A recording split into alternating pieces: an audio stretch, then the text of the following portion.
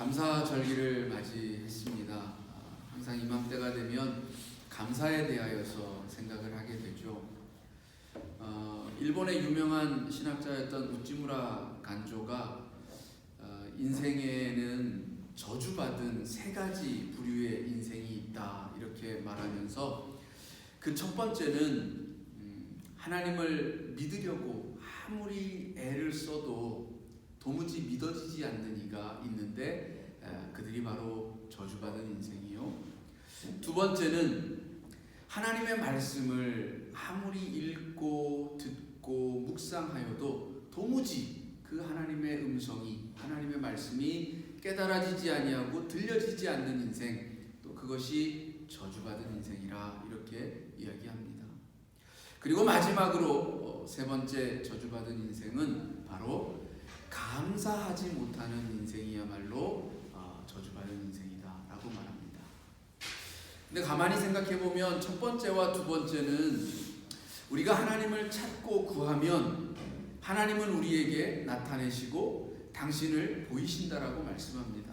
두드려라, 구하라, 찾으라, 그리하면 열리고 찾아질 것이다라고 우리 하나님이 말씀하시는데, 그렇다면 진짜 저주받은 인생은 어쩌면 이 세 번째에 있는 감사하지 못하는 인생이 아닐까라는 생각이 듭니다. 우리 그리스도인들은 하나님을 믿는 그 믿음 안에 들어선 순간부터 사실은 감사가 우리 삶의 본질이 되었습니다. 왜냐하면 우리는 이 믿음의 길 안에 들어서는 순간 나에게 하나님의 구원하심이 주어졌다라는 사실을 고백하기 때문입니다.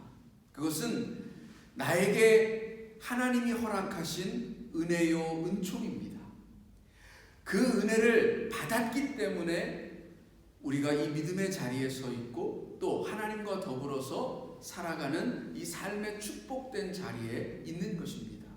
그러니까 내가 믿음으로 하나님 앞에 나아오는 그 순간, 그리스도인이라고 불리는 그 순간부터 감사는 자동적으로 우리의 삶에 찾아오는 본질적인 요소가 되었다라는 것입니다.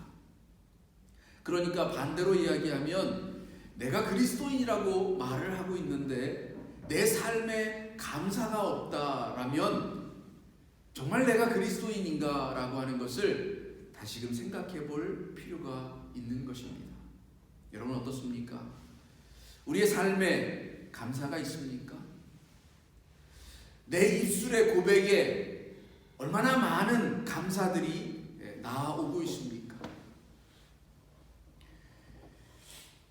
여기 우리가 살펴보면 감사하지 못하는 이유들이 참 많아요. 그런데 왜 우리가 감사하지 못하는가를 생각해 보면 근본적인 이유들이 몇 가지 있는데 그 중에 한 가지는 바로 이 세계가 나를 중심으로 돌아간다라고 생각하는 그 마음, 즉 내가 세계의 주인이 되어질 때 감사할 수가 없게 되어진다는 것입니다. 누가복음 17장에 보면 예수님이 말씀하시는 것 가운데 이런 이야기가 있어요. 주인이 종에게 어떤 일을 시킵니다.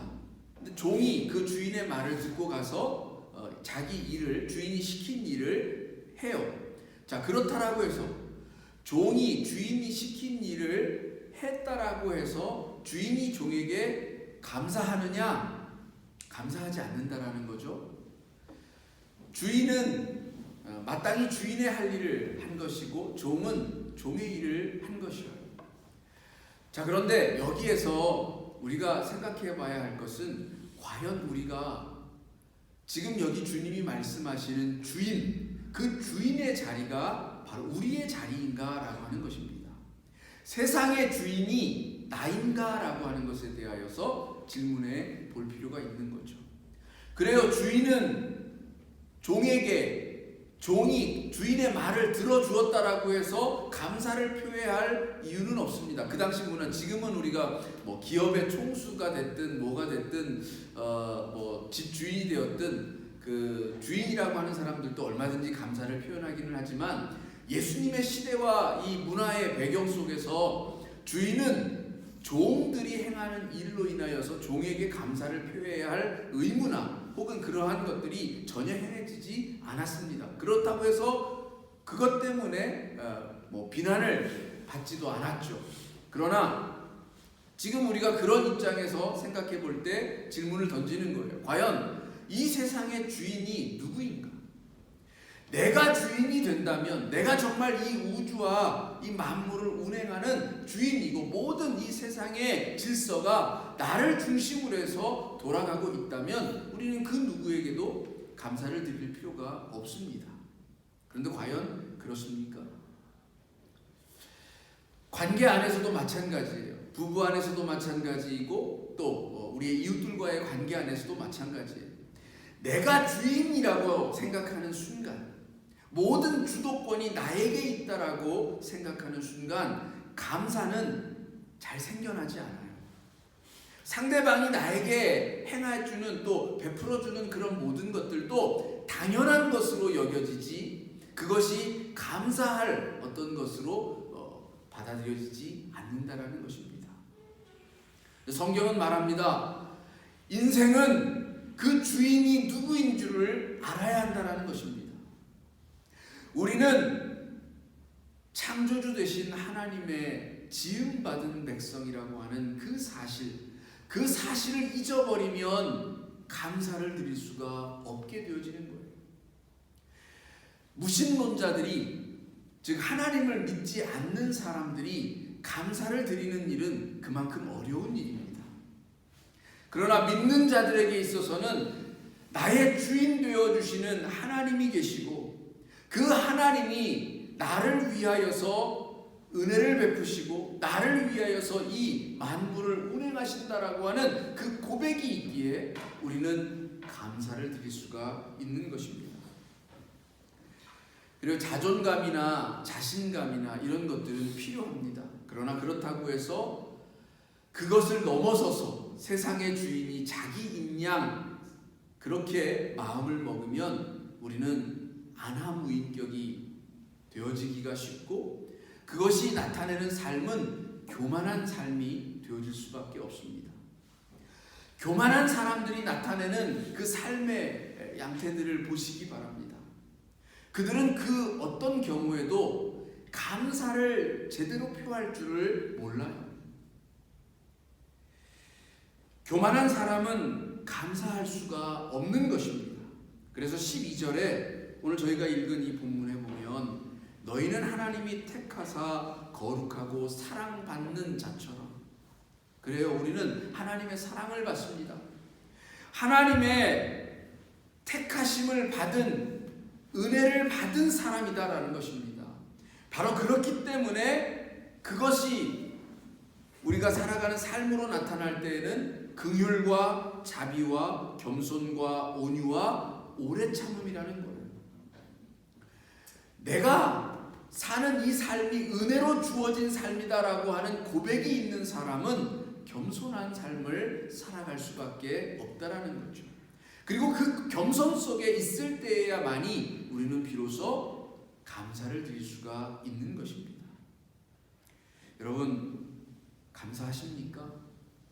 나를 스스로 낮출 수 있을 때에 우리는 남이 나에게 행한 모든 것들, 그리고 그 궁극적인 데에 하나님이 나를 위하여 행하시는 것들이 보이는 것입니다. 그리고 그것에 대해 진심으로 감사할 수 있게 되어지는 것입니다. 그리고 또 우리가 감사를 드리지 못하는 이유는 내 속에 불평과 불만, 원망이 있으면 감사가 생겨나지 않습니다. 근데 이 불평과 불만은 무엇 때문에 생기느냐 하면 우리 가운데 욕심이 있을 때에 불평과 불만이 생겨요. 내가 가진 것을 바라보기보다는 갖지 못한 것을 자꾸 보기 때문에 그 탐욕이 내 속에 불평을 만들어내고 불만을 만들어냅니다. 내 아내가 나를 위하여 행하는, 또 나를 위하여서 수고하는 그것을 생각하는 것을 넘어서서 자꾸 못해주는 것, 그것을 생각하면 이 잘 해주는 것에 대한은 잊어버리고 자꾸 불평과 불만이 쌓여갑니다. 마찬가지예요. 모든 인생의 관계에 있어서 그것은 마찬가지입니다. 바라는 욕심이 커져갈수록 불평과 불만도 훨씬 커져갑니다. 그런데 바울은 그런 면에서 우리들에게 권면하여 주기를, 나는 일체에 자족하는 비결을 배웠다라고 말합니다. 가난에 처할 줄도 알고 부요함에 처할 줄도 안다. 그래서 나는 그 어떠한 경우에라도 자족함을 배워서 그 어떠한 경우 속에도 불평과 불만 대신에 감사할 수 있는 인생이라고 말을 하고 있는 것입니다. 여러분, 여기 13절에 그래서 우리들에게 이야기해 줍니다. 누가 누구에게 불만이 있거든 서로 용납하고 피차 용서하라는 거죠. 이 말의 그 원문은 사실은 이게 누가 누구에게 불만이 있거든 이렇게 이제 조건으로 그 번역이 되어 있긴 하지만 또 다른 번역서는 이렇게 그 번역을 합니다. 피차에 불평할 일이 있다 하더라도. 그러니까 서로가 서로에게, 그렇죠, 관계 안에서 불만이 안 생길 수는 없죠. 그러나 그런 불만이 있다 하더라도 좋은 것을 바라볼 수 있고 나에게 주어진 것들을 먼저 생각할 수 있다면 우리는 용납할 수 있고 서로가 용서할 수 있고 감사할 수가 있는 것입니다. 우리 안에 자족의 그 비결, 바울이 깨달았던 그 비결이 있기를 원합니다. 그리고 그 삶을 통하여서 감사할 수 있는 인생이 되어졌으면 하는 바람을 가져봅니다. 그리고 또한 마지막으로 우리가 감사하지 못하는 이유 가운데는 모든 우리의 성취함이 열매를 맺거나 하는 그 모든 성취가 나의 손으로, 즉 나의 땀과 나의 수고로만 이루어졌다라고 생각할 때 우리는 감사가 없습니다. 그런데 여러분, 세상의 일은 결코 그렇게 되어지지를 않죠. 나 혼자만이 이루는 것이 아님을 우리는 살아가면서, 인생을 살아가면서 깨닫게 됩니다. 수많은 사람들의 함께함을 통하여서, 어우러짐을 통하여서 열매들은 맺어져 가는 것을 봅니다. 자연만 바라보더라도 그 자연의 질서 안에 있는 것들이 행하여지는 것들만 바라보아도 결코 저절로 되어지는 일은 없습니다. 서로가 서로에게 영향을 주고 좋은 것과 나쁜 것이든 어떤 형태로든 영향을 주어서 그것으로 말미암아서 열매와 결실들을 거두게 되어져 있다는 것입니다. 이 이치를 우리가 깨닫게 되어지면 사실 우리는 하나님 앞에 감사를 드릴 게 너무나도 많습니다. 내가 지금 가지고 있는 것, 내가 지금 누리고 있는 그 모든 것들이 내 혼자서가 이룬 것이 아니라 누군가와 더불어서 함께하여서 이루었다라고 하는 사실을 깨닫게 되어지면 우리는 절로 함께하고 있는 이들에게 감사를 표할 수가 있는 것입니다. 여러분, 감사할 수 없는 조건들을 찾으면 어마어마하게 많이 찾을 수 있어요. 그런데 거꾸로도 우리는 말할 수 있어요. 감사할 조건들을 찾으면 무궁무진하게 찾아낼 수 있다는 겁니다. 저는 제 삶에 있어서 늘 기도하는 것이 그 어떤 경우에라도 하나님이 나를 위하여서 항상 좋은 것으로 예비하시고 또 하나님이 인도하시는 삶은 언제나 나에게 꼭 필요한 삶이다라고 하는 그 사실을 믿는 그 믿음 안에 있기를 원하는 것입니다.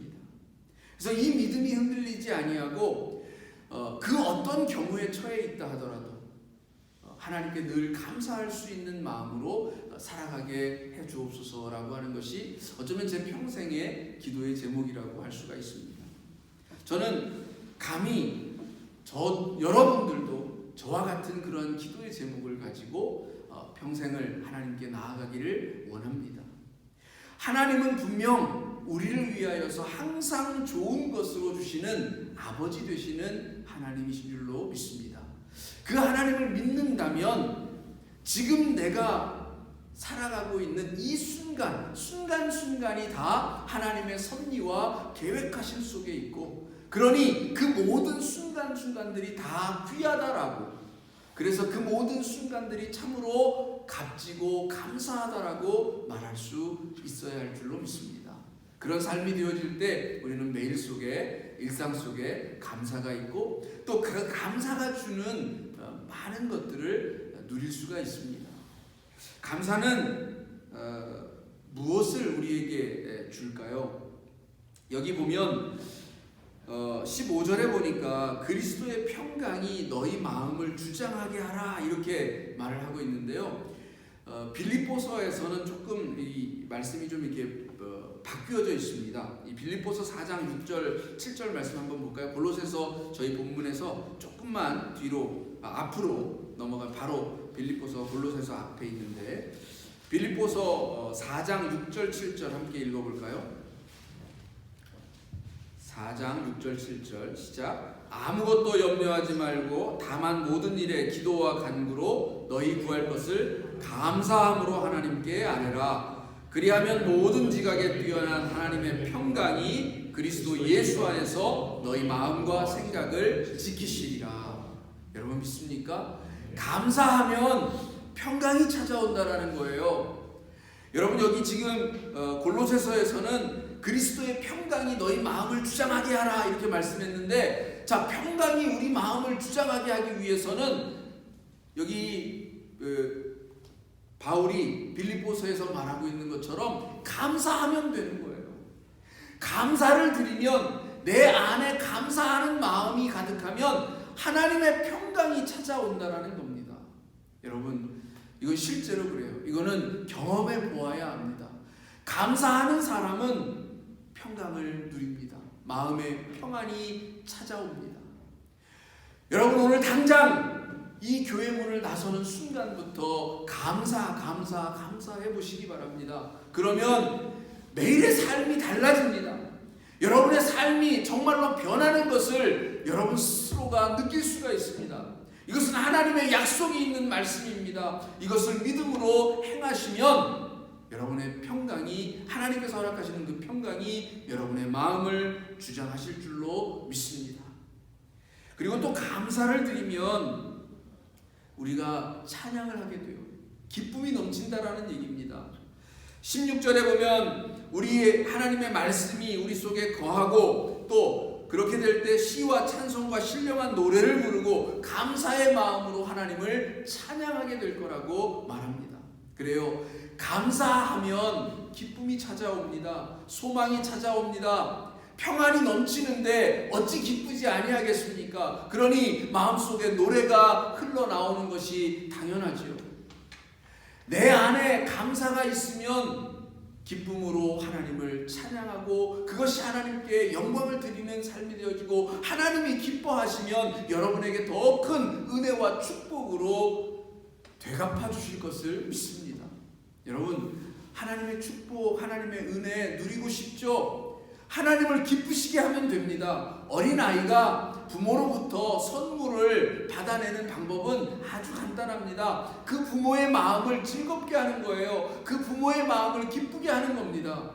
오늘 우리가 하나님의 자녀라고 할 때에 자녀된 우리가 하나님을 즐겁게 해드리면, 하나님을 기쁘시게 해드리면 하나님의 놀라운 은혜와 축복이 우리 가운데 주어집니다. 하나님은 항상 좋은 것으로, 선한 선물들로 우리 가운데 허락하시기를 원하시는데 그것을 받기를 원하실 거예요. 당연히 원하죠. 그러면 감사하십시오. 감사하는 인생이 되어지면 하나님을 기쁘시게 하는 찬양이 흘러나옵니다. 그 찬양이 하나님께 들려질 때에 하나님이 기뻐하시고 여러분에게 축복을 더하실 줄로 믿습니다.